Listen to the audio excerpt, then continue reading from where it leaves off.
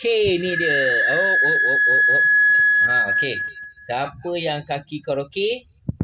Korang boleh ambil speaker macam ni. Speaker ni dia yang bagusnya, dia terdapat sekali mikrofon.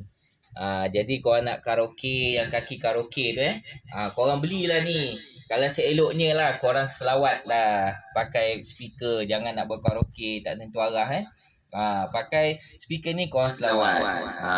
Selawat. Dengar tak ni? Bila korang beli tu korang dapat dua sekali mic Nampak tu? Yang elok lagi korang dengar, korang nyanyilah lagu nasyid. Nasyid pun terbaik. Jadi kita ingat-ingatlah kita ingat-ingat di hari akhirat nanti. Ni bagus lah, bagus. Jadi dua speaker. Elok, cuba 1, 2, 3. Lepas tu yang bagusnya lagi korang boleh letak dia orang punya kat button kat belakang ni ada sekali butang dia, orang panggil port lah.